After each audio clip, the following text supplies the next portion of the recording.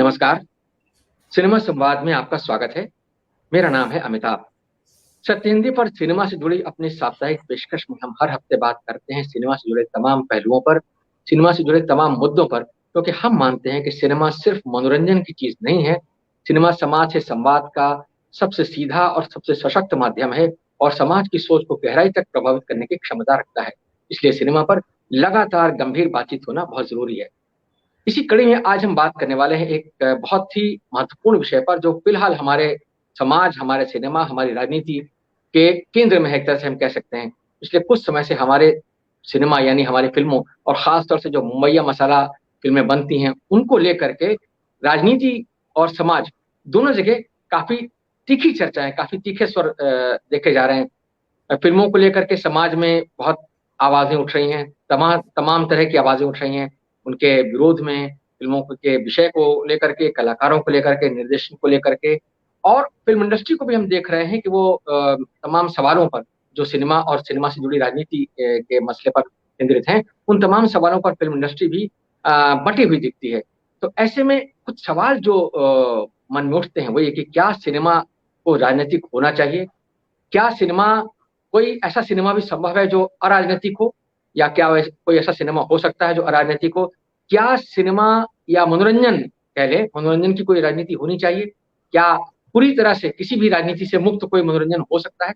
ये तमाम सवाल हैं जिनके इर्द-गिर्द आज हमारी बातचीत केंद्रित रहने वाली है और इस बातचीत में शामिल होने के लिए मेरे साथ कुछ बहुत विद्वान पैनलिस्ट जुड़े हैं, जिन्होंने सिनेमा के अध्ययन में अपना जीवन खपाया है। मैं आपसे उनका परिचय करा देता हूँ। मेरे साथ हैं कमलेश पांडे जी, जो हिंदी फ़िल्मों के बहुत वरिष्ठ पटकथा लेखक हैं, बहुत तजुर्बेकार, बहुत कामयाब। अ, बहुत सी ऐसी फ़िल्में हैं जो कमलेश जी की कलम से निकली हैं। दिल, बेटा, तेज़ाब, खलनायक, सौदागर, दिल्ली 6, रंग दे बसंती जैसी तमाम फ़िल्में हैं, जो उन्होंने लिखी हैं और जो बहुत चर्चित हुई हैं, बहुत कामयाब हुई हैं। कमलेश जी, आपका बहुत-बहुत स्वागत है। मेरे साथ प्रोफ़ेसर जबरीमल पारख साहब हैं, जो हिंदी सिनेमा के बहुत गंभीर अध्येता हैं। पिछले एक लगभग 4 दशकों से भी ज़्यादा समय से वे हिंदी सिनेमा के बारे में गंभीर लेखन कर रहे हैं और कई पुस्तकें लिख चुके हैं सिनेमा पर, सिनेमा और समाज के रिश्ते पर, सिनेमा के विषयों पर। बहुत पैनी नज़र रखते हैं, बहुत गहराई से सिनेमा का विश्लेषण करते हैं। मेरे साथ अजय ब्रह्मात्मज जी हैं, जो कि हिंदी सिनेमा के वरिष्ठ समीक्षक हैं। फ़िल्म पत्रकारिता में एक बहुत लंबा अनुभव है और अजय जी कई किताबें अजय जी भी लिख चुके हैं। इरफ़ान पर, अभिनेता इरफ़ान पर लिखी उनकी किताब हाल ही में आई है और बहुत चर्चा में है। और हमारे साथ धनंजय कुमार जी भी जुड़े हुए हैं। धनंजय कुमार जुड़ गए हैं हमारे साथ। धनंजय जी पटकथा लेखक भी हैं, गीत लेखक भी हैं। धनंजय जी हिंदी सिनेमा के साथ-साथ भोजपुरी सिनेमा में भी बहुत सक्रिय रहते हैं और फ़िल्म लेखकों की संस्था स्क्रीन राइटर्स एसोसिएशन के प्रमुख कर्ता-धर्ता जो मंडली है उसमें से एक हैं धनंजय जी। तो आप सबका बहुत-बहुत स्वागत है। आज हम अपने कार्यक्रम की शुरुआत करने से पहले हम याद करना चाहते हैं संजय चौहान जी को, जिनकी तस्वीर इस वक़्त आप देख रहे हैं अपनी स्क्रीन पर। हमारे दर्शकों को हम बता दें, संजय जी हिंदी सिनेमा के कुछ उन पटकथा लेखकों में से थे, जिन्होंने बहुत कम समय में पत्रकारिता से पटकथा लेखन में आए और बहुत कम समय में बहुत नाम कमाया, बहुत अच्छी फ़िल्में, जैसे कि पान सिंह तोमर, हज़ारों ख्वाहिशें ऐसी, साहब बीवी और गैंगस्टर जैसी बहुत सारी, तो इस तरह की बहुत सारी फ़िल्में उन्होंने लिखी हैं जिसमें काफ़ी चर्चा हुई जिन फ़िल्मों की, तो उनका अभी हाल ही में निधन हो गया, तो हम सत्य हिंदी की तरफ से उनको श्रद्धांजलि अर्पित करते हैं और अपने कार्यक्रम की शुरुआत करते हैं। कमलेश जी, बातचीत की शुरुआत मैं आपसे करना चाहता हूँ। आप जो सवाल मैंने मूल रूप से रखा अपनी चर्चा में कि क्या सिनेमा को राजनीतिक होना चाहिए? और उसके इर्द-गिर्द जो बहुत सारे सवाल जो मेरे दिमाग में उठे कि क्या कोई बिल्कुल अराजनैतिक सिनेमा हो सकता है? क्या मनोरंजन की कोई राजनीति होती है या नहीं होती है, या होनी चाहिए या नहीं होनी चाहिए? ये तो सारे सवाल हैं। तो जो बुनियादी सवाल है, इस पर आपकी शुरुआती टिप्पणी क्या रहेगी कि क्या सिनेमा को राजनीतिक होना चाहिए? आजकल के माहौल में जिस तरह की बातचीत उठ रही है उसके संदर्भ में पूछ रहा हूँ मैं। सिनेमा जैसा माध्यम जो है वो जीवन के किसी भी पहलू से अलग रहे, अछूता रहे, ये जीवन के साथ अन्याय है। माध्यम के साथ तो अन्याय है ही, ये जीवन के साथ अन्याय है कि आपने इतना बड़ा माध्यम जो खोजा और हमारे जीवन का एक बहुत महत्वपूर्ण पहलू जो है राजनीति, उससे अलग रही है, अछूती रही है।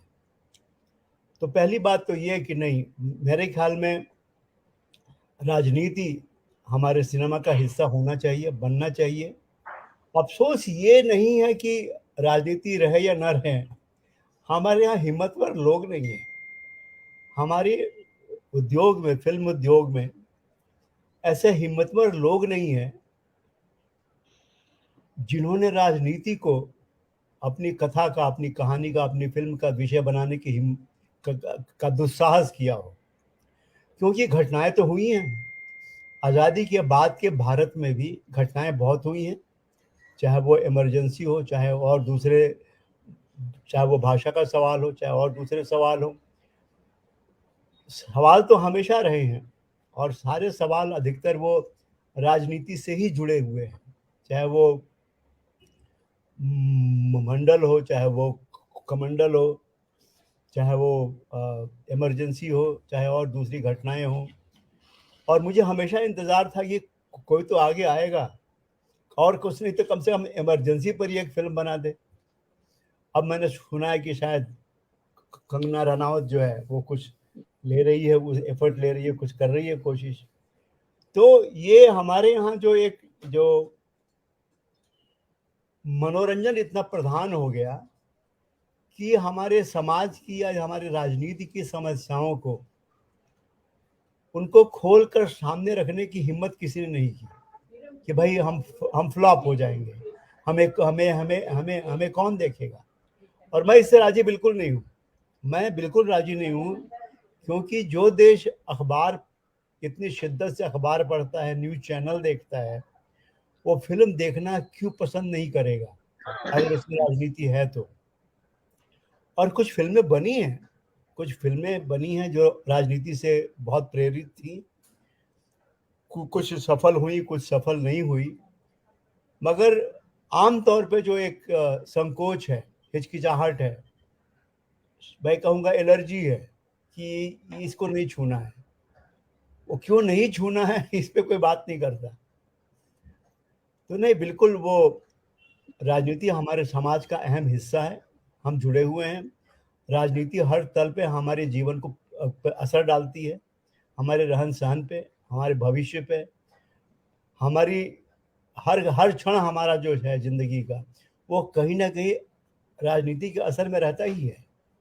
तो ये जी कैसे संभव है कि फिल्म जैसा माध्यम जो है वो अछूता रहे या अपने जी आप को राजनीति से दरकिनार रखे?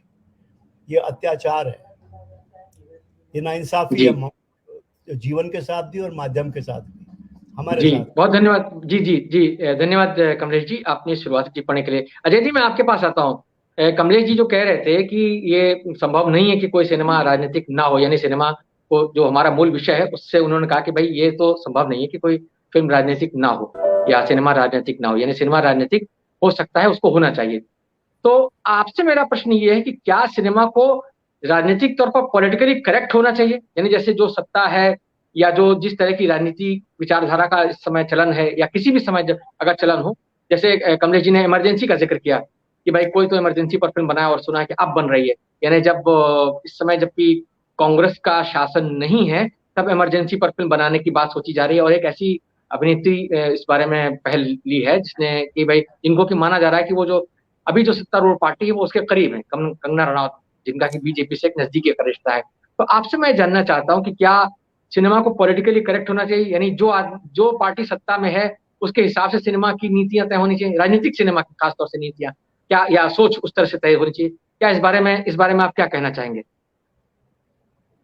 देखिए, इसमें कोई दो राय नहीं हो सकती कि फिल्म में राजनीतिक होनी चाहिए। हमने बहुत पहले राजनीति शास्त्र और समाज शास्त्र में पढ़ा है कि मनुष्य एक राजनीतिक जीव है और man is a political animal कहा जाता है। तो उस हिसाब से हम जो कुछ भी बोलते हैं, लिखते हैं, पढ़ते हैं या फिल्में बनाते हैं, उसमें राजनीति का आना लाजमी है। अब वो कौन सी राजनीति आ रही है, वो सत्ता संपोषित राजनीति है या फिर प्रगतिशील राजनीति है, यह तय दर्शकों को करना पड़ेगा और फिल्मकारों को करना पड़ेगा। दक्षिण पथ अभी जो चल रहा है वो तो एक फर्जी राष्ट्रवाद और राज्य सत्ता दोनों के घालमेल से एक राजनीति सामने दिख रही है, जो लगातार बड़े ही प्रखर तरीके से और प्रभावी तरीके से हमारे बीच डाली जा रही है, घुसाई जा रही है, दर्शकों के बीच परोसी जा रही है। सवाल यह है कि क्या यह जरूरी है या क्या यही राजनीति है? हमने हिंदी सिनेमा के सॉरी हिंदी सिनेमा के विकास में देखा है कि हमारी हिंदी फिल्में राजनीतिक होती रही हैं। राजनीति जरूरी नहीं है कि उसका पॉलिटिकल नारों से कोई मतलब हो या किसी के घोषणा पत्र से कोई संबंध हो।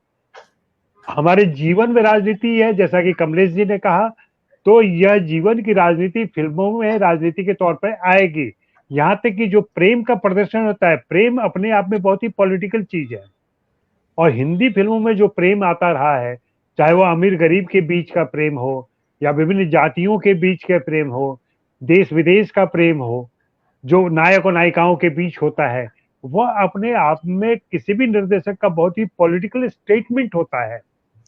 हम इसको नजरअंदाज नहीं कर सकते। दरअसल होता क्या है कि राजनीति फिल्मों में है या नहीं है, इसको समझने के लिए लोग कुछ स्थूल तरीकों का इस्तेमाल करते हैं, स्थूल निकषों पे देखते हैं कि इसमें किसी पॉलिटिकल पार्टी की बात की गई है कि नहीं, किसी पॉलिटिकल पर्सनालिटी पर कोई फिल्म है कि नहीं, तो उस हिसाब से फिर राजनीति की व्याख्या करने लगते हैं। मेरा मानना है कि हमारे आपके संबंध भी जो है वो राजनीतिक हैं अपने आप में। हम किसी ऐसे व्यक्ति के संपर्क में नहीं रहते हैं या उससे दूर हटने की कोशिश करते हैं जो हमारी व्यक्तिगत राजनीति से या जो हमारी समझ है उससे बिल्कुल विपरीत विचार रखता हो। तो ये सारी चीजें तो होती हैं। मैं बिल्कुल अस्वाभाविक नहीं मानूंगा अगर फिल्मों में राजनीति है, होनी चाहिए। ये लगभग वैसी बात है, अगर मैं खाने का उदाहरण दूं कि क्या बिरयानी में गोश्त होना चाहिए? अरे भाई, बिरयानी है तो गोश्त तो रहेगा ही। वैसे ही सिनेमा वेज है, बिरयानी भी होती है अजय जी, आजकल वेज बिरयानी भी होती है, लेकिन वेज बिरयानी जैसी कोई चीज नहीं होती है। ये वैसे ही जैसे वेज बिरयानी होती है, वैसे ही कुछ लोग वेज सिनेमा बनाना चाहते हैं। तो मैं खाने से उदाहरण दे रहा, तो वेज सिनेमा की जरूरत नहीं है हमें। पूरा बिरयानी अगर चाहिए तो गोश्त होना चाहिए। फिल्म में अगर आ रही है तो उसमें पॉलिटिक्स होनी चाहिए, और वो पॉलिटिकल चीजें देखनी पड़ेंगी कि वो कितनी प्रगतिशील और कितने व्यापक हित में है समाज के। जी, क्या केवल वो पद सत्ता के समर्थन में है, क्या वह किसी एक पंथ और उसके लेकर के कही जा रही है? लेकिन मैं उनका विरोध नहीं करूंगा कि उनको फिल्में नहीं बनानी चाहिए। जी, मैं ये कहूंगा कि अगर कश्मीर फाइल्स आ रही है तो आनी चाहिए, उसको भी लोग बहस करें, देखें कि दक्षिण पंथ के लोग क्या क्या सोचते हैं। लेकिन वहीं रंग दे बसंती भी आनी चाहिए, जहां हमें समझ में आए कि क्या हो रहा था सत्ता में। रंग दे बसंती जैसी प्रखर और पॉलिटिकल फिल्म जो कमलेश जी ने ही लिखी है, उसकी क्या बात करेंगे? या हमारे मित्र संजय चौहान जिनका जिक्र किया आपने, उनका यह संवाद पान सिंह तोमर का, बीहड़ में तो बागी रहते हैं, डकैत पार्लियामेंट में मिलेंगे। ये अपने आप में कितना बड़ा पॉलिटिकल संवाद है। बहुत हिम्मत की बात। जी बिल्कुल बिल्कुल बिल्कुल, हाँ, सही कहा आपने। ये सारी चीजें हैं फिल्मों को लेकर के। बाकी आप जी बात जी करते हैं। जी, शुक्रिया अजय जी अपनी इस टिप्पणी के लिए। धनंजय जी, आपके पास आता हूँ। ये जो बात अभी कमलेश जी ने कही और अजय जी ने कही कि भाई राजनीतिक सिनेमा तो अवश्यम भावी, यानी सिनेमा तो राजनीतिक होता ही है, क्योंकि समाज जब राजनीति के इर्द गिर्द है तो सिनेमा भी उसके इर्द गिर्द ही रहेगा, यानी उसको टच जरूर करेगा। आपसे मैं ये जानना चाहता हूँ कि जो बात अभी अजय जी ने कही कि ये देखना है कि भाई राजनीति जो है वो कौन सी राजनीति है, वो जो सत्ता के इर्द गिर्द वाली राजनीति है या उसके अलग कोई राजनीति है, या समाज को जागृत करने वाली राजनीति। क्योंकि सिनेमा का एक फंक्शन, जो कि हम और आप सब मानते हैं कि सिनेमा का काम जो है वो लोगों का सिर्फ मनोरंजन करना नहीं है, कहीं ना कहीं उनको अपने आसपास के माहौल के बारे में थोड़ा सा सचेत करना और उनकी चेतना का संवर्धन करना भी है। तो इस बार इस दृष्टिकोण से अगर आप देखें तो किस तरह की राजनीति की बात हम करें, या किस तरह का ऐसा सिनेमा हो? क्योंकि आजकल हम जो देख रहे हैं कि जिस तरह की बातें समाज में हो रही हैं, किसी के कपड़ों को लेकर के, कपड़े के रंग को लेकर, किसी गाने को लेकर, या किसी शीर्षक को लेकर, या किसी कलाकार को लेकर के जो राजनीति होती है, खासतौर से बायकॉट की राजनीति जो आजकल बहुत ज्यादा चर्चा में आ गई है, तो उस तरह की जो राजनीति है उसके बारे में आप क्या कहेंगे? देखिए, कमलेश जी ने बहुत अच्छी शुरुआत की है और अजय जी ने भी बढ़िया कहा है। मैं थोड़ा सा उसको आगे बढ़ाऊं वैसे कि जिसे राजनीतिक फिल्में तो हमारे देश में बनती रही है, हर जगह राजनीति है। मैं तो मानता हूँ धर्म सबसे बड़ी राजनीति है, धर्म से बड़ी राजनीति नहीं हो सकती, और बहुत क्रूर भी है, और बहुत आग्रही भी है, दुराग्रही भी है, और सत्याग्रही भी है। आप जैसे देखना चाहें वैसे। तो धर्म तो सबसे ज्यादा, और हम बोलते हैं कि भारत एक किसानों का देश है। मैं मानता हूँ भारत एक धार्मिक देश है ना। धर्म सबसे बड़ी चीज है। अगर रामायण बना दीजिए, अगर महाभारत बना दीजिए, या कुरान शरीफ बना दीजिए, या पता नहीं ऐसे ही और ईसा मसीह पे बना दीजिए, तो उसके भारी दर्शक मिल जाएंगे। और जय जय सिया राम वाला मतलब ढोलक मंडली खड़ा कर दीजिए तो सब गर्दन ढूंढते नजर आएंगे। तो ऐसी फिल्में। अब राजनीतिक फिल्मों की जब बात करते हैं तो राजनीति से कई सारी चीजें जुड़ती है। राजनीति से हमारी रोटी जुड़ती है, राजनीति से हमारा जीवन जुड़ता है, राजनीति से हमारा आग्रह दुराग्रह जुड़ता है। समझिए कि कमलेश जी ने फिल्म लिखी जो रंग दे बसंती का जिक्र किया अजय जी ने, और मैं जिक्र करूँ एक आरक्षण फिल्म आई थी, है ना, तो वही पॉलिटिकल फिल्म थी। तो उसमें भी कई तरीके के आग्रह दुराग्रह हैं। कोई कह सकते हैं कि आरक्षण नहीं होना चाहिए, कोई कह सकते हैं कि आरक्षण होना चाहिए, कोई कहते हैं कि आरक्षण जो है वो आप देश को बांट रहे हैं। अभी जाति जनगणना पे बात चल रही है तो बात की जा रही है। तो तरह तरह के विचार हैं, और विचार भी बड़े संकीर्ण लेवल के विचार। हम एक जो है बड़े लेवल पे सोचें उस तरह की चीजें नहीं आ पा रही। हम पॉलिटिकल, जिस तरह से अगर हम सिनेमा वाले खास कर राजनीति को देखते हैं तो डर्टी पॉलिटिक्स करके हमने एक फिल्म बनाई थी, 2015 में फिल्म आई थी किसी बुखाड़िया की।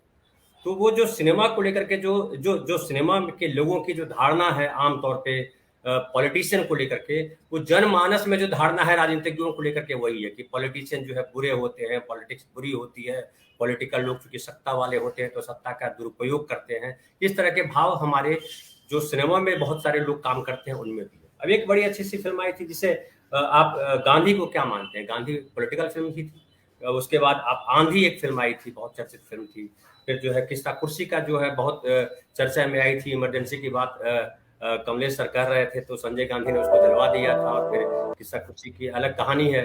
फिर देखिए कि जो है मेरी आवाज सुनो, अंधा कानून, आज क्या है, मेरे राम अवतार, उस समय अमिताभ बच्चन, जितेंद्र, और जो है ये मैं बात कर रहा हूँ मुझे लगता है 83-84 का दौर था जब इस तरह की पॉलिटिकल साउथ से होकर के आई थी। और इनकलाब जैसी फिल्म आई थी अमिताभ की, इनकलाब फिल्म आई थी, बिल्कुल सही, ऐसी फिल्में आई थी।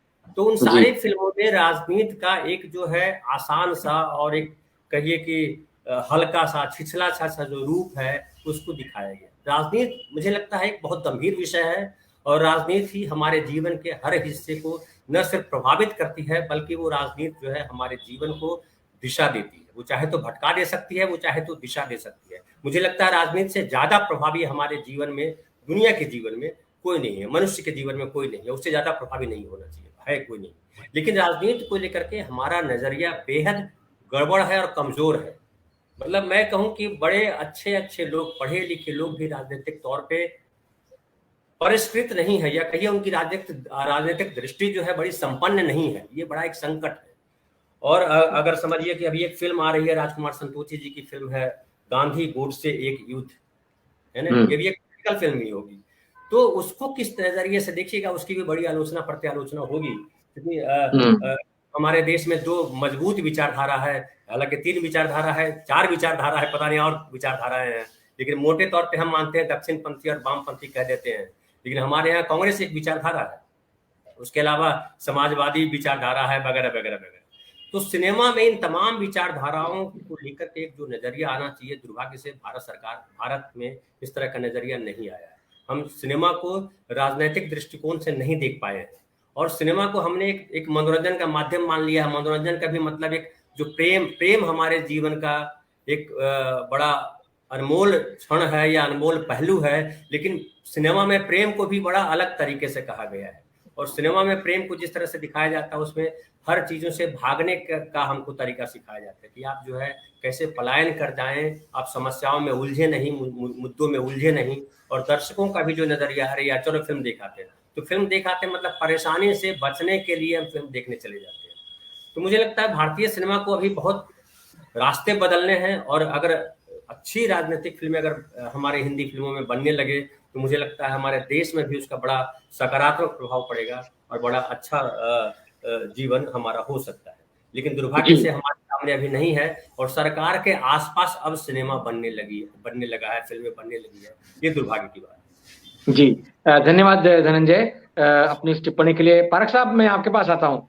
ये जो बात धनंजय जी ने कही कि ये दुर्भाग्य की बात है कि अब सरकार के इर्द गिर्द या उसके आसपास सिनेमा बनने लगा है, तो ये वही चीज है जिसका जिक्र शुरुआत में कमलेश जी ने किया और अजय जी ने भी उसको कहा कि भाई ये देखना होगा कि क्या राजनीति जो है वो सत्ता के इर्द गिर्द राजनीतिक सिनेमा बन रहा है या उसके विरोध में बन रहा है, ये बात। लेकिन जो मूल सवाल था मेरा, मैं एक बार फिर उस पर लौटता हूँ और आपसे उसके बारे में राय जानना चाहता हूँ कि क्या सिनेमा को राजनीतिक होना चाहिए, या क्या उसको पलट के कहें तो क्या कोई अराजनैतिक सिनेमा संभव है? क्या कोई अराजनैतिक सिनेमा संभव है क्या?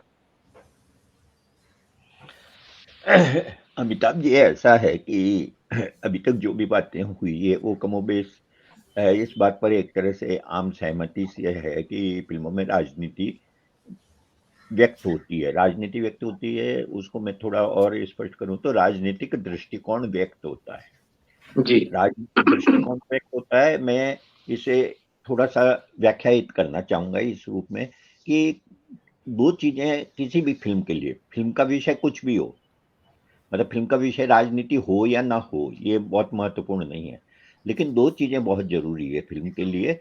अगर आप एक कहानी चुनते हैं और फिल्म बनाते हैं, ये साहित्य पर भी लागू होता है, तो एक तो उसका प्रासंगिक होना बहुत जरूरी है। फिल्म भले ही ऐतिहासिक हो, लेकिन वो किसी न किसी रूप में हमारे वर्तमान से उसका कोई न कोई संबंध होता है, उसके पीछे प्रेरणा जो होती है वो हमारा वर्तमान होता है। दूसरा, वह वर्तमान को देखने का एक नजरिया होता है, और वो नजरिया जो है वो जरूर फिल्मकार का व्यक्त होगा। जो नजरिया होता है, जिसे दृष्टिकोण कहते हैं, उस दृष्टिकोण का सबसे महत्वपूर्ण पहलू जो है वो राजनीतिक होता है। हर नजरिया जो है उसका एक पहलू राजनीतिक जरूर होता है। बिना राजनीति के कोई नजरिया पूर्ण नहीं हो सकता है। उसका सामाजिक पहलू भी होता है, उसका राजनीतिक पहलू होता है, उसका और भी कई दृष्टियों से हम उसका विश्लेषण कर सकते हैं, लेकिन राजनीतिक पहलू जरूर होता है। अब मैं बिल्कुल एक निहायत ही अराजनीतिक सा लगने वाला एक उदाहरण देना चाहता हूँ दो फिल्मों का। एक फिल्म बनी थी खानदान, जिसमें सुनील दत्त और नूतन थे, और उसमें एक गीत था कि तुम्ही देवता हो, तुम्ही जो है, याद होगा सभी को, जिसमें एक तरह से पति के प्रति समर्पण है जबरदस्त। ठीक है, उसे देवता कहा गया है, उसे भगवान का दर्जा दिया गया है और वो उसके पैर छूती है वगैरह। ये सिर्फ एक दृश्य नहीं है, ये पूरा स्त्री पुरुष संबंधों का के प्रति एक फिल्मकार का नजरिया है, और वो नजरिया उसमें व्यक्त होता है। पति परमेश्वर वाली जो धारणा है। हाँ, पति परमेश्वर वाली। जी। तो पति परमेश्वर है, यह हमारे एक दौर की फिल्में लगातार इसको कहती रही है, बताती रही है, और दर्शक उसे देखकर सुनकर बहुत आह्लादित भी होते हैं। फिर एक फिल्म आई, और वो फिल्म बनाई थी संभवतः प्रकाश झा नहीं, और उसमें माधुरी दीक्षित थी। फिल्म का नाम मुझे अचानक याद नहीं आ रहा है। मृत्युदंड। और उसमें एक डायलॉग है कि पति हो, पति ही बने रहो, परमेश्वर बनने की कोशिश मत करो। अब आप ये देखेंगे कि ये एक यात्रा है लंबी, और ये यात्रा हमारे सामाजिक बदलाव को दिखाती है, लेकिन ये हमारे राजनीतिक बदलाव को भी दिखाती है। राजनीतिक बदलाव को इस रूप में दिखाती है कि स्त्री के बारे में जो दृष्टिकोण किसी समय बहुत पॉपुलर था, उसके बिल्कुल विपरीत दृष्टिकोण के लिए सिनेमा में जगह निकलने लगी। न केवल जगह निकलने लगी, बल्कि वह प्रतिष्ठित हुआ। और ऐसे कई उदाहरण मैं दे सकता हूँ। किसी जमाने में संयुक्त परिवार को बहुत ग्लोरीफाई किया जाता था, फिर वो संयुक्त परिवार की जगह एकल परिवार आया, फिर सिंगल मदर की कहानियां आने लगी, फिर लिव इन की कहानियां आने लगी। ये सब क्या है? ये सब इसलिए है क्योंकि हमारे समाज में बदलाव हो रहे थे, परिवार में हमारे सामाजिक ढांचे में बदलाव हो रहे थे, और इन सब के पीछे एक तरह का राजनीतिक दृष्टिकोण भी है। एक और उदाहरण, बहुत छोटा सा उदाहरण मैं आपको बिल्कुल लेटेस्ट देता हूँ। कल या परसों ही मैंने एक फिल्म देखी, उसका नाम है डबल एक्सेल। ठीक है, हुमा अब कुरैशी मुझे हुमा कुरैशी और सोनाक्षी सिन्हा की फिल्म है। जी जी हाँ, जी। बहुत हाँ अच्छी हाँ फिल्म है। हाँ, बहुत बहुत दिलचस्प अच्छी। फिल्म है जी। और बल्कि मैं तो आपको ये सजेस्ट करने वाला था कि फिर हिंदी फिल्मों को लेकर इतनी निराशाजनक बात नहीं करनी चाहिए। अभी मैंने 3-4 फिल्में देखी है, मुझे काफी अच्छी लगी, भले ही उनकी वाह। चर्चा कम हुई है। डबल एक्सएल में जो है सोनाक्षी सिन्हा का जो एक लंदन में फ्रेंड बनता है, जो उसकी मदद करता है, उसका नाम है जोरावर रहमानी। ठीक है। और फिल्म जहां खत्म होती है वहां इस बात का संकेत दिया गया है कि जोरावर रहमानी और उस सायरा खन्ना, जिसका नाम गलती से वो सायरा खान कह देता है। सायरा एक स्त्रियों का ऐसा नाम है जो हिंदुओं में और मुसलमानों दोनों में यूज होता है। ठीक है। तो सायरा खन्ना के प्रति प्रेम करता है और सायरा खन्ना के मन में भी उसके प्रति प्रेम धीरे धीरे उपजने लगता है। आप ये देखिए इस समय जब मुसलमानों को लगातार अटैक किया जा रहा है, जब लव जिहाद की बात की जा रही है, ये फिल्म बहुत ही शटल ढंग से, बहुत ही आसानी के साथ इस चीज को हमारे बीच में पॉपुलर बना देती है, हमारे बीच में इसे रख देती है। ये क्या जो राजनीति अभी चल रही है लव जिहाद के नाम पर, उसके विरुद्ध एक संदेश नहीं है, एक स्टेटमेंट नहीं है और एक पावरफुल स्टेटमेंट नहीं है। भले ही वो फिल्म उसका उस पर न बनी हो, लेकिन ऐसे छोटे छोटे कई प्रसंग होते हैं सिनेमा में जिसे आप तब ही समझ सकते हैं या जिसकी तरफ आपका ध्यान तभी ही जा सकता है जब देखने वाले का, बनाने वाले का ही नहीं, देखने वाले का भी एक राजनीतिक नजरिया हो और वो खुलकर देखे और समझने की कोशिश करे कि इसके पीछे किस तरह की राजनीति है। जिस जी हम फांसीवाद की बात कर रहे हैं, वो फांसीवाद एक दिन में नहीं आया है, उसके पीछे हमारी फिल्मों का भी बड़ा कंट्रीब्यूशन है। जी। जाने अनजाने, अगर आप शोले को पर विचार करें, आप मुझे क्या फिल्म का मेरी आवाज सुनो का विचार करें, इंकलाब का विचार करें, तो किस तरह से एक जन आंदोलनों को एक क्या कहना चाहिए, एक कानून के शासन के बजाय बदला लेने की, प्रतिशोध लेने की जो पूरी एक मुहिम फिल्मों के माध्यम से चली, आज कहीं न कहीं उसी का खामियाजा हम भुगत रहे हैं। केवल वह नहीं, लेकिन एक कारण वह भी है। तो मैं जी समझता हूँ कि राजनीति के बिना कोई सिनेमा नहीं होता, बिल्कुल वैसे ही जैसे साहित्य के बिना कोई सिनेमा नहीं होता और हमारा अपना जीवन राजनीति विहीन नहीं होता। जो लोग ये कहते हैं कि हमारी कोई राजनीति नहीं है, वह भी उनकी राजनीति ही होती है। जी। इसमें बहुत बढ़िया बात आपने कही कि वो कोई राजनीति नहीं होने का मतलब है कि राजनीति वो भी एक राजनीति है, यानी कि यथास्थितिवाद की राजनीति है वो। बहुत अच्छी बात आपने कही। मैं कमलेश जी के पास चलता हूँ। ये जो बात पारक साहब ने कही है, मैं इसी थ्रेड को आगे बढ़ाते हुए, कमलेश जी आपने शुरुआती अपने टिप्पणी में कहा था कि हमारे यहाँ हिम्मतवर लोग नहीं है, यानी इंडस्ट्री में। तो आपसे मैं जानना चाहता हूँ कि जैसे हम देखते हैं, एक तो हमारा हिंदी सिनेमा है जो हिंदी मसाला सिनेमा है, एक हमारा जो जिसको हम थोड़ा राजनीतिक सिनेमा मान सकते हैं, जो हमारे गैर हिंदी जो फिल्में बनती हैं, चाहे मलयालम की हों या तमिल, तेलुगु, बंगाली, अन्य भाषाओं में बनती हैं। और जो हमारा एक समानांतर सिनेमा का एक आंदोलन चला, जिसमें कि काफी सारी फिल्मों की एक राजनीतिक टिप्पणी की तरह से उनको देखा गया। आपसे मैं ये जानना चाहता हूँ कि क्या हमारा जो सिनेमा है, जो जो मुख्य धारा का सिनेमा, जिसके कि आप हिस्से रहे हैं और जिसमें आप अभी भी सक्रिय हैं, उसके पास किसी चीज की, मतलब किस तरह की चीजों की कमी है, हिम्मत के अलावा? जो आपने बात कही हिम्मत के अलावा, तो क्या हॉलीवुड जैसा सिनेमा जो जो बनता है, जहां बहुत सारी बायोपिक्स बनती हैं और बहुत खुल करके वो अपने राजनीतिज्ञों की या अपने समाज की, अपनी राजनीति की, मतलब जो है वो धज्जियां उड़ाते हैं, चाहे वो लिंकन पर जब बायोपिक बनाते हैं तो लिंकन के बारे में होता है, क्वीन पर बनाते हैं तो क्वीन के बारे में होता है, या शिंडर्स लिस्ट जैसी फिल्म बनाते हैं, या इवन वो रैम्बो और इस तरह की जो फिल्में बनाते हैं, रॉकी और रैम्बो, तो वहां पर भी जो अमेरिका की जो एक वर्चस्ववादी राजनीति है, कहीं ना कहीं उसका चेहरा उद्घाटित होता है। हमारे सिनेमा में आप क्या देखते हैं, क्या है हॉलीवुड उसके लिए कोई एक, मतलब मदद, क्या उनको उस तरफ देखना चाहिए, उस तरफ देख करके कुछ इस तरह की फिल्में बनाने का उनको मतलब प्रेरणा मिल सकती है, या प्रेरणा की जरूरत भी है उनको या नहीं है? जी कमलेश जी। पहली बात तो ये है कि हमारे यहाँ बौद्धिक संपन्नता की कमी है, हमारे जी उद्योग बिल्कुल न गहराई है और न गहराई नापने की कोई कोशिश भी है। मतलब आप किताबें छोड़िए, साहित्य छोड़िए, स्क्रिप्ट तक पढ़ने की फुर्सत नहीं है लोगों के पास। स्क्रिप्ट तक। मेरी मेरी जो ये रंग दे बसंती हम लोग 6 साल लेके घूमते रहे और सबने मना कर दिया, क्यों? एक और भगत सिंह। अच्छा। मगर जब वो फिल्म रिलीज हुई तब वही उन्हीं उल्लू के पट्टों के फोन आए, अरे यार तूने बताया नहीं कि ये तेरी ये कहानी है, जब फिल्म हिट हो गई तो। मैंने कहा क्योंकि तुमने स्क्रिप्ट पढ़ने की जहमत नहीं की। 1 महीने से लेकर रखे थे अपने पास, थोड़ा स्क्रिप्ट खोल के पढ़ लेते तो मालूम पड़ता कि भाई चीज़ क्या है। It is not about Bhagat Singh, it's about young India. उस समय जो युवा भारत था उसके बारे में थी। Bhagat Singh was just an excuse, वो बहाना था। He was the plot, Bhagat Singh was the plot, not the main story. तो पहली बात तो ये कि हमारे यहाँ बौद्धिक संपन्नता की भारी कमी है।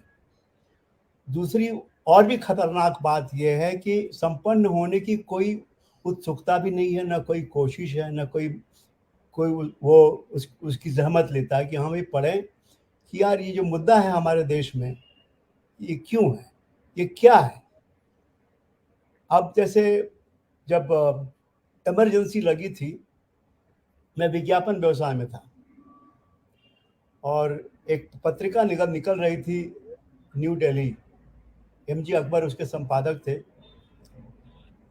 और उसमें मैंने जानबूझ के जो मुद्दे थे समाज के,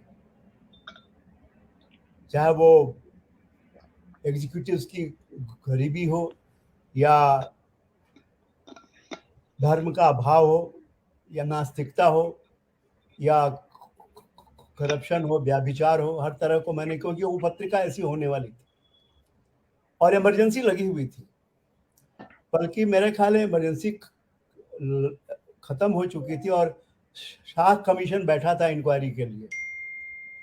तो उसमें एक ऐड की हेडलाइन थी, एडवर्टाइजिंग की बात कर रहा हूँ मैं, फिल्मों की बात नहीं कर रहा हूँ। उसमें एक ऐड की हेडलाइन थी कि the midnight knock, Mrs Indira Gandhi contribution to night life in India. Mrs Indira Gandhi contribution to night life in India, the midnight knock. तो इमरजेंसी में आम बात थी, वो मिडनाइट नॉक होता था, लोगों को पढ़ के ले जाते थे, जेल में डाल देते थे। तो एडवर्टाइजिंग तक ने हिम्मत की एक स्टेटमेंट देने की, फिल्मों ने नहीं की, फिल्मों ने नहीं की। तो ये है कि हमारे यहाँ एक तो बौद्धिक संपन्नता की कमी है, गहराई की कमी है, लोग लिखना पढ़ना नहीं चाहते। May be the only book they read is there cheque book once in a while. और सोशल मीडिया थोड़ा बहुत जो उनको मिल जाता है यूट्यूब से, इधर से उधर से, वो एक अनुमान लगा लेते हैं कि भाई ये हो रहा है। सच में किसी भी विषय की गहराई में उतरने की तकलीफ नहीं उठाते, कोई उठाने को तैयार नहीं है। क्यों उठाएं? क्योंकि वो जो खोजी वृत्ति है ना ज्ञान प्राप्त करने की, जानने की, आज भी मेरा अधिकतर समय जाता है कि किताबें पढ़ने में, अखबार पढ़ने में, कि मीडिया में अब और जगह क्या क्या हंगामे हो रहे हैं, सिर्फ इसलिए कि शायद वहाँ कोई कहानी हो, शायद वहाँ कोई कहानी हो। रंग दे बसंती सिर्फ एक लाइन से पैदा हुई थी, जो भगत सिंह की चिट्ठियों की किताब थी। इसमें एक लाइन थी, भगत सिंह अपने बाप को चिट्ठी लिखता है कि आज़ादी का मतलब ये नहीं कि गोरे जालिमों की जगह काले जालिम आ जाएं, और अगर आ गए हम उनके साथ भी यही करेंगे जो अंग्रेजों के साथ कर रहे हैं। That one line triggered a whole film, Rang De बसंती। तो इसलिए कि मैंने वो किताब पढ़ी इत्तेफाक से। तो अपने आप को एक्सपोज रखना as a writer and as a film maker बहुत ज़रूरी है कि आप अपने आप को हर तरह की चीज़ों के लिए अपना दरवाज़ा खोल के रखें। कुछ अच्छी होंगी, कुछ बुरी होंगी, कुछ शायद बहुत बुरी होंगी, कुछ बिल्कुल बेकार की होंगी, होने दीजिए। पर उसी में कहीं कुछ ऐसा होता है जहाँ से आपकी कहानी मिल सकती है, निकल सकती है। हमारे यहाँ किसी के पास फुर्सत नहीं है, इसीलिए सब ये सीक्वल पे सीक्वल बनते जा रहे हैं। आप देखिए आज के दौर में, because that is the only safety option they think. उनका मानसिक दिवालियापन यहाँ पहुंच चुका है कि वो सीक्वल के आगे सोच ही नहीं सकते कि अरे कोई नई कहानी भी हो सकती है। तो अभी वो सीक्वल की अगर कोई एक हिट फिल्म हो गई है तो उसका सेकंड, थर्ड, फोर्थ, फिफ्थ अपना पार्ट बनता जाएगा। चलो एक, क्योंकि उस फिल्म का एक वजूद है, एक नाम है, वो फिल्म एक बन चुकी है, एक ब्रांड बन चुकी है। तो उस ब्रांड का फायदा उठाने के लिए सीक्वल पे सीक्वल अनाउंस हो रहे हैं और बनते जा रहे हैं। तो और ये सबूत है, ये सबूत है कि जिसे हम हिंदी सिनेमा कहते हैं वो मानसिक रूप से पूरी तरह दिवालिया हो चुका है, और उसको इतना भी होश नहीं है कि हाँ मुझे अपने आप को सुधारना है।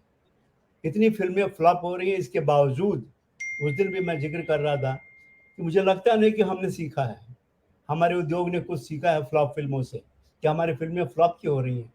वहीं पे जो साउथ की फिल्में हैं, चाहे वो तमिल हो, मलयालम खास तौर से, वो बहुत ही अवेयर हैं, बहुत जागृत हैं।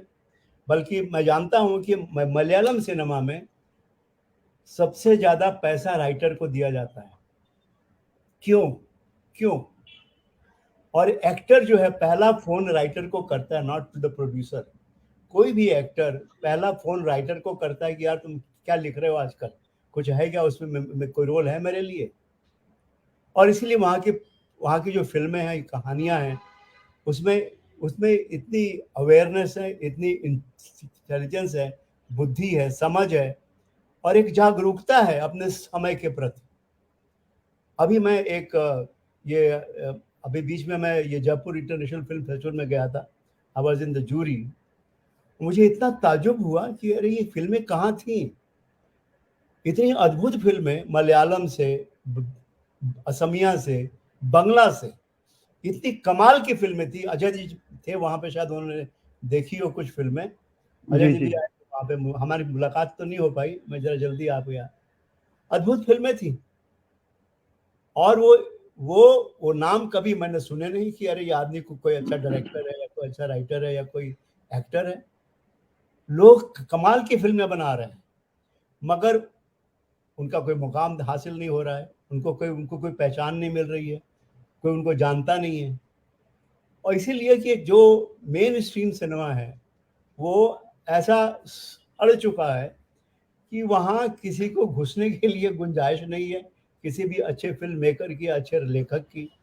मेरी अपनी कहानी, अब मुझे उदाहरण दूं कि कभी कभी अच्छे काम में भी आदमी असफल हो जाता है। अब एक फिल्म है आरक्षण, हमारे मित्र ने बनाई थी, मिस्टर प्रकाश झा ने। उन्होंने मेरी कहानी ली थी। कहानी आरक्षण पे नहीं थी, कहानी शिक्षा पे थी। कहानी ये थी कि हमारी ये कौन सी शिक्षा है जो सिर्फ घूसखोर अफसर बनाती है। ये सारे जो आईएएस के हैं, बड़े बड़े टॉपर आईएएस और आईपीएस के, जो आगे चल के घूसखोर निकलते हैं, तो उसे शिक्षा से आते हैं ना। मेरी कहानी शिक्षा के बारे में थी। प्रकाश को मेरी कहानी पसंद आई, उन्होंने उसमें आरक्षण घुसेड़ दिया, तो कहानी न शिक्षा की रही, न आरक्षण की रही, बिखर गई। ये भी है कि आप अगर कोशिश करते हैं कि मैं कुछ अच्छा अलग से, एक मेरी कहानी है विधान, अभी तक वो उस पर किसी का हाथ नहीं आया है, कि उसको अभी तक किसी का आशीर्वाद नहीं मिला है, क्योंकि वो काफ़ी जिसको कहते हैं एक्सप्लोसिव कहानी है भारत की राजनीति के बारे में। विधान जो है, जैसे हमारा संविधान है, इसलिए मैंने थोड़ा सा निकाल के खाली विधान रखा है कि ये जो विधान है हमारे भारत का, वो क्या है और वहाँ क्या हो रहा है।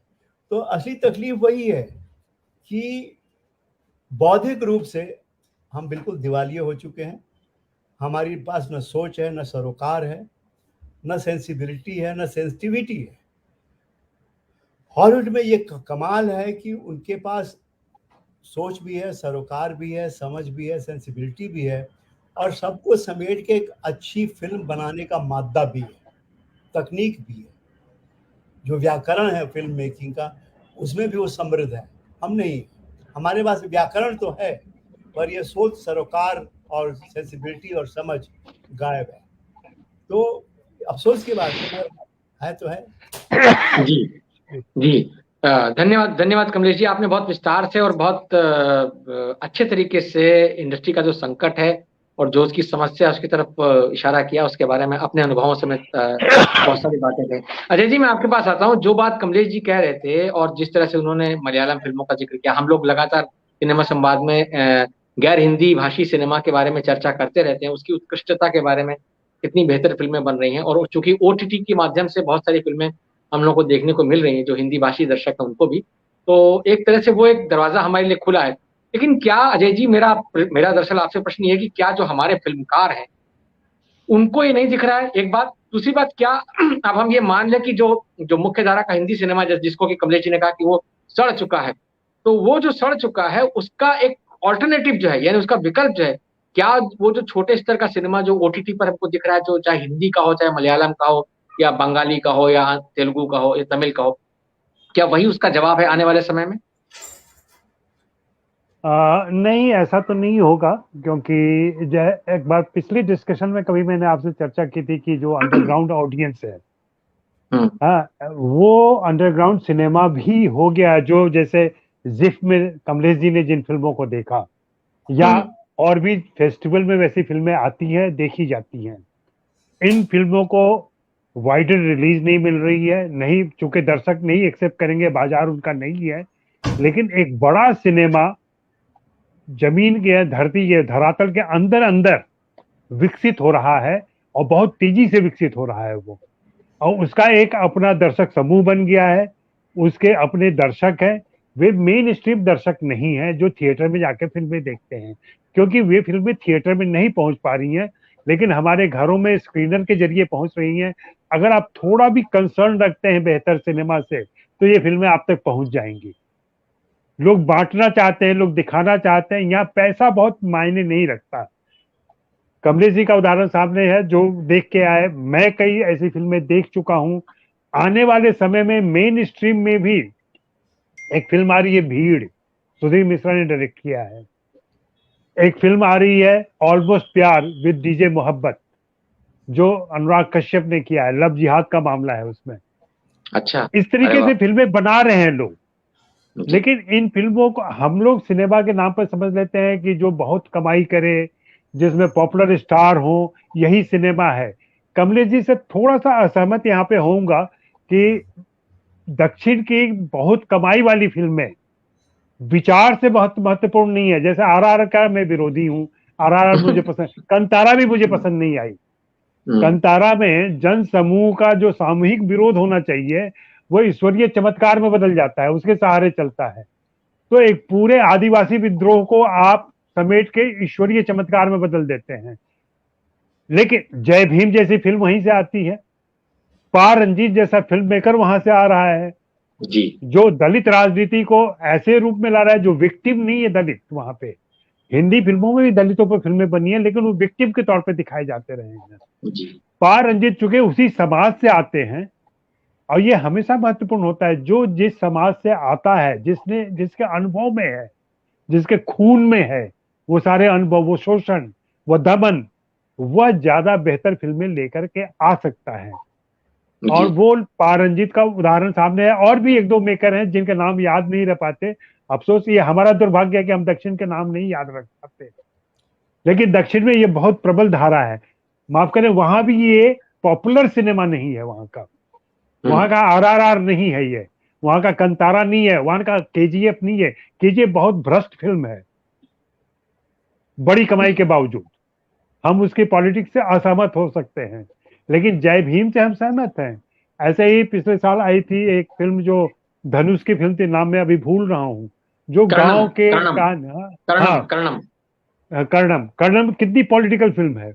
जी। वैसे ही हिंदी में भी दलितों, चूंकि हिंदी में दलित फिल्मों का कोई अपनी परंपरा नहीं रही है जी, यहाँ दलित मेकर भी नहीं आए हैं सामने, दलित मेकर उभर के नहीं आए हैं, दलित लेखक भी नहीं है।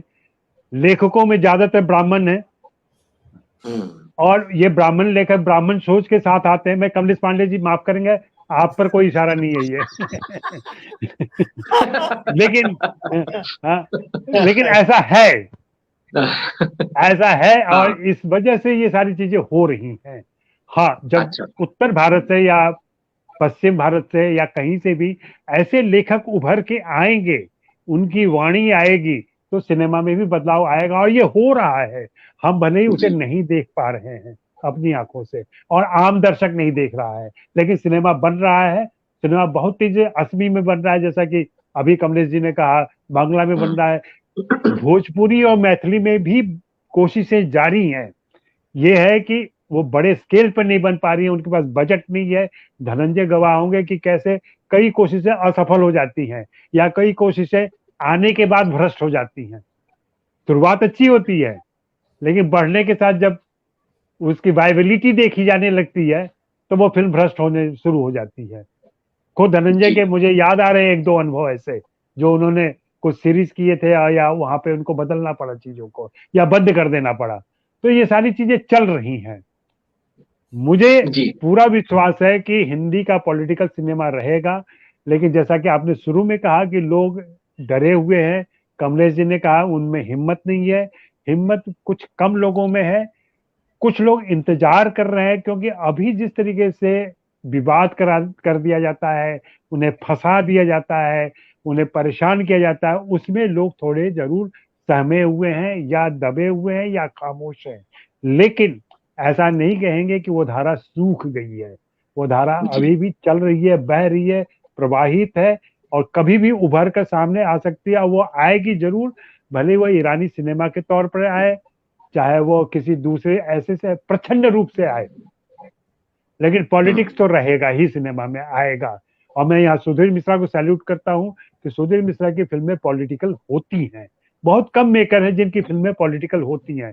मैं सुभाष कपूर का नाम लूंगा पहले की फिल्मों का, अभी की 1-2 फिल्में उनकी अच्छी नहीं रही हैं, लेकिन चाहे वो जॉली हो या उसके पहले उन्होंने फंस गए ओबामा हो या इस जी ढंग की फिल्में आई थी, बहुत ही पॉलिटिकल फिल्में हैं, क्योंकि वो एक पॉलिटिकल बैकग्राउंड से आते हैं। तो इस तरीके की संभावनाएं हमेशा बनी हुई हैं। अमिताभ, मैं बिल्कुल निराश नहीं हूं।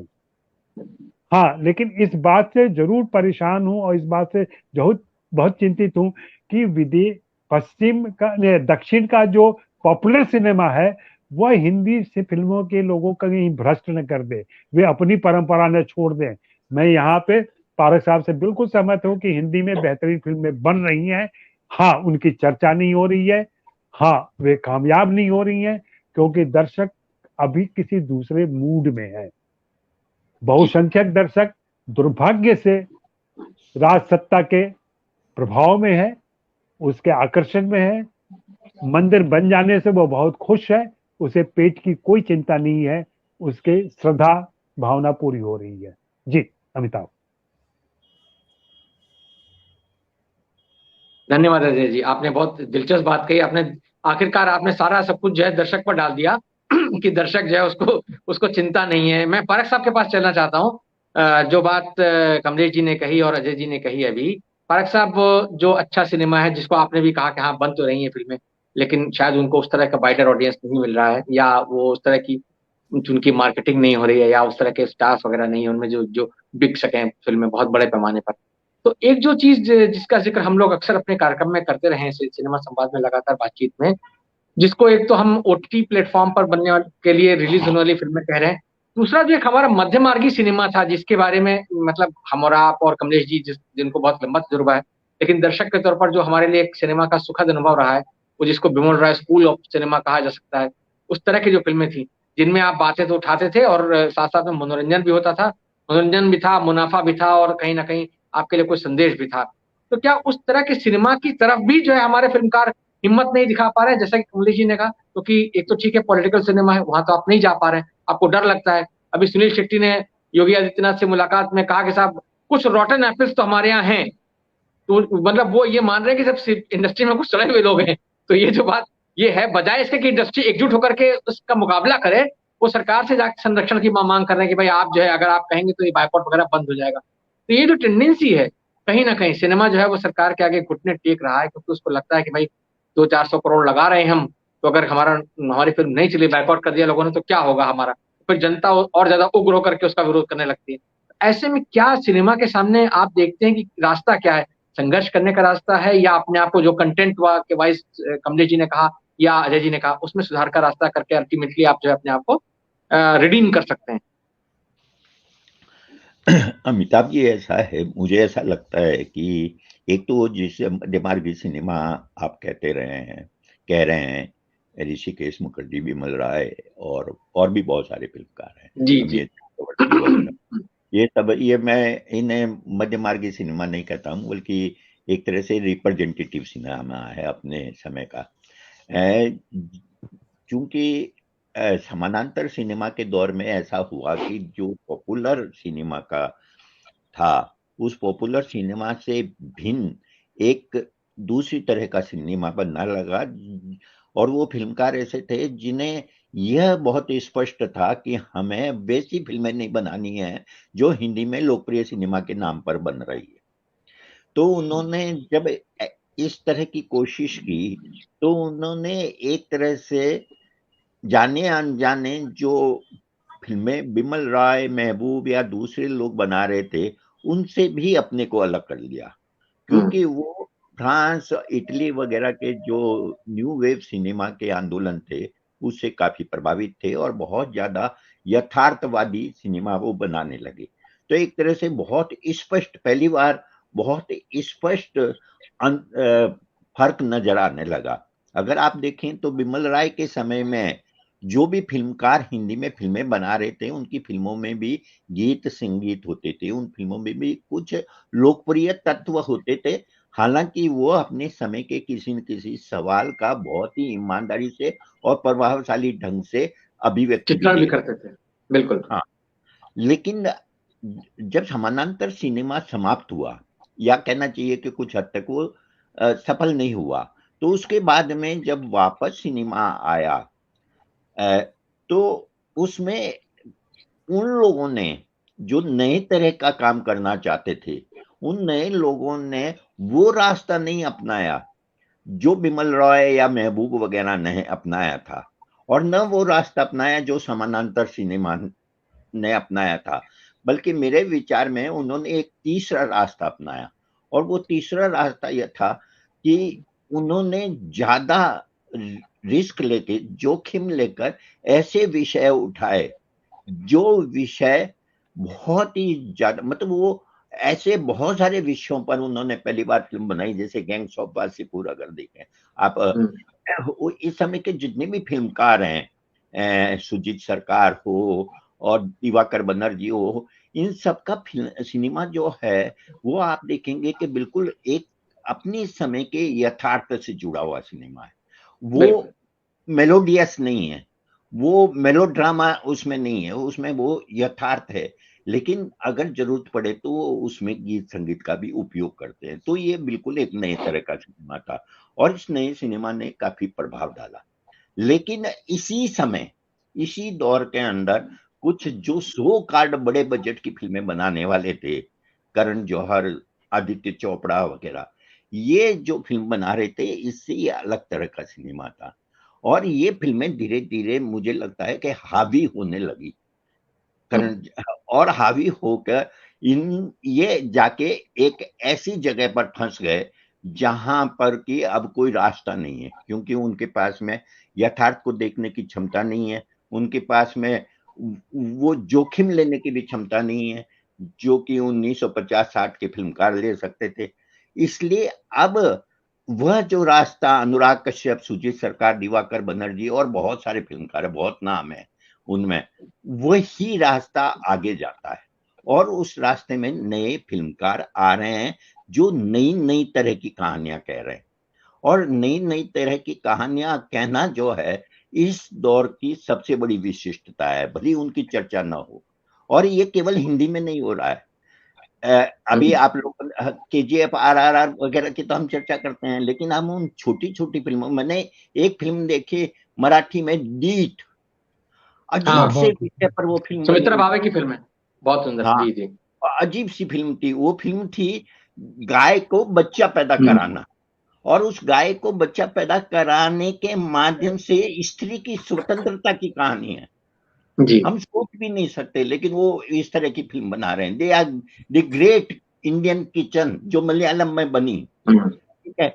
और ऐसी कई फिल्में हैं। अगर हम OTT पर जाते हैं, OTT की बात अब मैं जोड़ रहा हूं, अगर OTT पर जाते हैं तो मुझे आजकल क्या है कि वो बात तो उतनी महत्वपूर्ण नहीं है, लेकिन संयोग है कि टीवी पर हमारी श्रीमती जी को भी कोई ऐसा कार्यक्रम देखने को नहीं मिल रहा है जो उत्सुकता पैदा करे। तो हम शाम को 8 बजे एक फिल्म देखते हैं, ठीक है, फिल्म कोई सी भी हो, हिंदी में हो, अंग्रेजी में हो, भारतीय भाषा में हो, लेकिन उसमें हिंदी या अंग्रेजी में सबटाइटल जरूर होने चाहिए। और हम देख रहे हैं कि अच्छी अच्छी फिल्में हैं हिंदुस्तान की, हिंदी में भी है, दूसरी भी है, और वो अच्छी फिल्में हैं। जैसे मिली एक फिल्म देखी हमने, गजब फिल्म थी। ये नए कलाकार जो हैं इस तरह के जोखिम उठाने को तैयार हैं। उस फिल्म में क्या है, एक लड़की फंसी हुई है और पूरी 2 घंटे की फिल्म जो है, तो मतलब जोखिम लिया ना उन्होंने कोई प्रेम कहानी नहीं कही, उन्होंने कुछ नहीं कहा, लेकिन एक लड़की जो क्या कहते हैं उसे, जानवी कपूर, हाँ बिल्कुल ठीक है, कोल्ड स्टोरेज फ्रीजर में फंस गई है जी, हाँ, और उसकी कहानी है। तो ऐसी कई फिल्में हैं। गार्गी एक फिल्म मैंने देखी, तो कुछ नया कहने, बहुत खूबसूरत फिल्म है, बिल्कुल कुछ नया कहने की, तमिल फिल्म है ये गार्गी, जो हिंदी में भी डब है। बहुत अच्छी फिल्म है। सई पल्लवी ने कमाल का काम किया उस फिल्म में, सई पल्लवी ने कमाल का काम किया। आखिरी बात में जो कह रहा हूँ, हमें भी जो फिल्मकार हैं, नए फिल्मकार जो नई तरह से अपनी बात कहना चाहते हैं, जो शोर शराबे के साथ नहीं जाते, जिन्हें मीडिया का कोई समर्थन नहीं मिल रहा है, लेकिन जिनको देखने वाले, जैसा कि अजय ने कहा कि अंडरग्राउंड दर्शक, जिनको देखने वाले दर्शकों की अच्छी खासी संख्या है, उन फिल्मों की तरफ ध्यान देना चाहिए। और उन तरफ ध्यान देके ये जो सो कॉल्ड मेन स्ट्रीम है, उसको हम हाशिए पर अगर छोड़ दें, तो हिंदी सिनेमा का और भारतीय बहुत अच्छी, बहुत दिलचस्प बात आप कह रहे हैं। मैं अब इसी विचार को मैं इसके बारे में धनंजय जी के विचार जानना चाहता हूं कि जो अभी पारक साहब ने कहा कि जो so called main stream cinema है, इसको हमको हाशिए पर रख देना चाहिए। तो मेन स्ट्रीम से हाशिए पर जो रख देने की बात है, क्या मतलब आपको लगता है ये संभव है, और क्या आपको लगता है ये सही होगा? क्योंकि मेन स्ट्रीम सिनेमा जो है उसमें जिस तरीके का उसका स्ट्रक्चर है, उसमें बड़े बजट की फिल्में हैं, उसमें बहुत सारे लोगों का इन्वॉल्वमेंट है, बड़े फिल्म स्टार्स हैं, उनकी एक टीमें हैं, तो हजारों, मतलब सैकड़ों हजारों लोग जुड़े हुए हैं उस तरह के काम से। तो वो जो अगर हाशिए पर चला गया, जो कि उसके बहुत सारे कारण हो सकते हैं, उसके क्या परिणाम हो सकते हैं? और दूसरी बात ये धनंजय, आपसे मैं जानना चाहूंगा, हम लोग अक्सर चर्चा करते हैं कि भाई ये जो फिल्में बन रही हैं, इतना बड़ा बजट है, स्टार्स की इतनी बड़ी मतलब वो इतना पैसा लेते हैं, और कमलेश जी ने भी कहा कि लेखक को देखिए पैसा नहीं मिलता है, सिर्फ मलयालम फिल्मों में लेखक को ज्यादा पैसा मिलता है, हॉलीवुड में तो बहुत अच्छा पैसा मिलता है स्क्रिप्ट राइटर को, लेकिन हमारे यहाँ जो है लेखक जो है वो अभी भी जो है कंटेंट डिस्किंग के बावजूद वही बेचारा जो है सबसे आखिर में पूछा जाता है। तो ऐसे में रास्ता क्या है? संक्षेप में आपकी टिप्पणी जानना चाहूंगा मैं, क्योंकि हम प्रोग्राम के बिल्कुल आखिरी हिस्से में पहुंच चुके हैं। देखिए, पारक साहब जो कल्पना कर रहे हैं वो कल्पना संभव नहीं है साकार हो, इसलिए कि मेन स्ट्रीम यानी जो बहुमत है, जो जो हमारे देश की आम आबादी है, वो अजय जी जैसे या पारक साहब या कमलेश जी या आपके जैसे नहीं है, अमिताभ जी। उनका वो दर्शक जो है एंटरटेनमेंट के लिए सिनेमा चाहता है, और एंटरटेनमेंट के भी ढेर सारे लेवल्स हैं। तो मेन स्ट्रीम तो वही रहेगा जो है, लेकिन मेन स्ट्रीम में भी देखिए ढेर सारी फिल्में हैं जो मुख्य धारा के जो, या कहिए जो आम आदमी है, जिसको झुठला देते हैं या नहीं हिट होने देते हैं या फ्लॉप हो जाती है फिल्में। अगर 150 फिल्में हिंदी की ही बनती है, तो 5-10 फिल्मों के नाम आप लेंगे, उसके आगे आप भी नहीं जा पाएंगे, है ना? मैं भी नहीं जा पाता हूँ। लेकिन एक और जो एक संकट जो गिना गए अभी कमलेश जी, उसको मैं थोड़ा सा आगे बढ़ाऊं कि ये बिल्कुल है कि बौद्धिक संपदा का संकट, तो बौद्धिक क्षमता का संकट तो है, लेकिन मैं कहूँ लेखकों में उस तरह का संकट कम है। और ये जो लेखकों को फोन नहीं करने का रिवाज है, कह रहे थे ना कि मलयालम में जो है वहाँ अभिनेता जो है फोन करता है राइटर को कि कोई नई कहानी लिख रहे हैं क्या। हिंदी में ये चीज चलन नहीं है। तो उसकी वजह क्या है? उसकी बड़ी बड़ी महत्वपूर्ण वजह है कि हम जो मेन सिनेमा बना रहे हैं वो कहानी पे सिनेमा नहीं बनाना चाहते। हम सिनेमा एक ऐसे बनाना चाहते हैं कि कुछ फंडे कुछ ले लें और उस पर काम करें, ताकि कोई विवाद ना हो, कहीं हम फंसे नहीं। एक पीछे का एक डर रहता है। डर ये है कि हमारे यहाँ देखिए, पहले मैंने कहा था कि हम एक धार्मिक देश हैं, हमको ऐसा कहना चाहिए, है ना? अलग अलग धर्म है, अब अलग अलग जातियां हैं, उनके अलग अलग नायक हैं।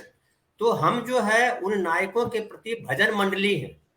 हम जो है कोई भी सिनेमा का जो मेकर है वो डरता है कि पता नहीं क्या ऐसा उठा ले, फिर कोई आके खड़ा हो जाए, कोई पोस्टर फाड़ने लगे, कोई सिनेमा हॉल में धमकी देने लगे, कोई घर आकर के धमकाने लगे। इस तरह की चीजें बहुत ज्यादा होने लगी है, और ये आज नहीं हो रही है। जब किस्सा कुर्सी का मैंने उदाहरण दिया, तो ये तो 70s की दशक की बात है ना।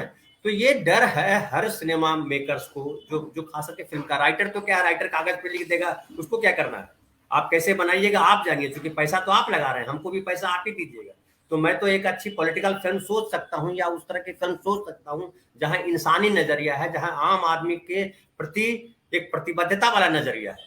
लेकिन जब आप फिल्म पैसे लगा करके बनाएंगे और बना करके लेके आएंगे, तो हीरो भी कहानी सुनता है और हीरो कहेगा नहीं यार इस तरह की कहानी मुझे नहीं करनी है, क्योंकि उसको डर लगता है, उसको भी डर लगता है, वो लोकप्रिय फिल्में करना चाहता है, और लोकप्रियता वाले जो सेक्स, रोमांस, एक्शन, ये जो है मूल जो है लोकप्रियता के मानदंड है, इन्हीं तीनों के इर्द गिर्द रहना चाहता है।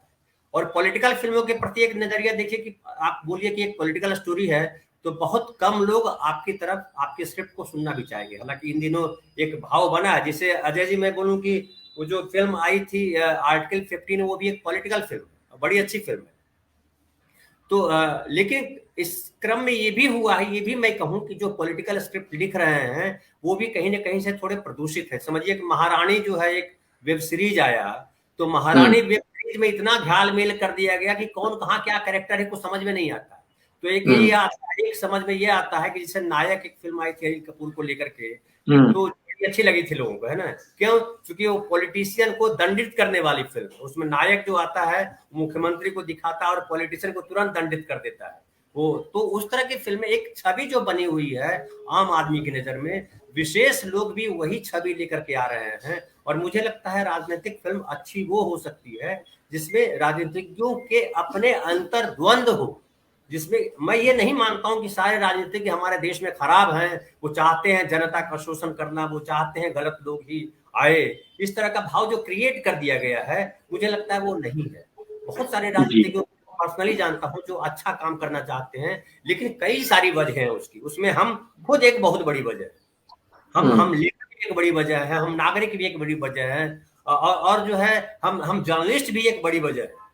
तो वो क्या है, सुबह मैं इनका रवीश कुमार का इंटरव्यू देख रहा था, उसमें बड़ा अच्छा उन्होंने एक लाइन कही कि हम ईमानदार रहना या ईमानदार आदमी को पसंद नहीं करते हैं, हम एक दलाल आदमी को पसंद करते हैं जो हमारे तरह तरह के काम करा देगा। लेकिन ईमानदार आदमी से आप दूर रहना चाहते हैं, घर में भी अरे यार ये काम बिगाड़ दे, तो काम बिगाड़ देने वाला जो छवि है पॉलिटिशियन की भी वैसी छवि है। और हम कहते तो हैं कि हम इसके विरोधी हैं, लेकिन मूलतः स्वभावगत हम विरोधी नहीं है। हम न तो दहेज के विरोधी हैं, न हम भ्रष्टाचार के विरोधी हैं, न हम गलत अपने जात के प्रति गर्व करने के विरोधी हैं, न हम अपने धर्म के प्रति गर्व करने के विरोधी हैं। हम आलोचना वाले जीवन नहीं जीना चाहते, हम भजन मंडली हैं।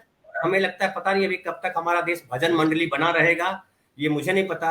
जब तक हम भजन मंडली से हटेंगे नहीं, है ना, हम भगवान का मतलब या अपने नायक का मतलब ये समझ लेते हैं कि उनके खिलाफ कोई बोले नहीं, है ना, हम अपने नेता के प्रति कुछ सुनना नहीं चाहते हैं, या दूसरे नेता के प्रति भयानक गालियां देना चाहते हैं, जिससे कि हम इस्लाम के खिलाफ एक भाव रखते हैं, या इस्लाम वाले लोग हिंदू के खिलाफ भाव रखते हैं, एकदम निगेटिव भाव रखते हैं, उस तरह का भाव तो रखते हैं। तो जब तक, मुझे लगता है आखिरी लाइन अमिताभ जी की, जब तक हम दूसरों के प्रति सम्मान का भाव, आलोचनात्मक सम्मान का भाव नहीं रखेंगे, तब तक हमारे सिनेमा में बदलाव नहीं आएंगे।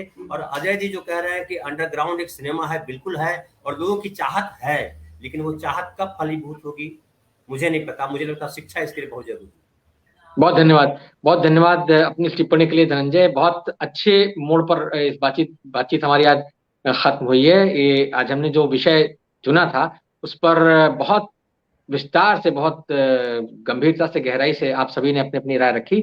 आपका इस बातचीत के लिए बहुत बहुत धन्यवाद, इसमें शामिल होने के लिए। और दर्शकों का भी धन्यवाद कि उन्होंने इस बातचीत को सुना, इसको देखा।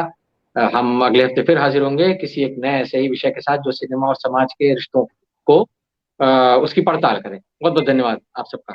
नमस्कार।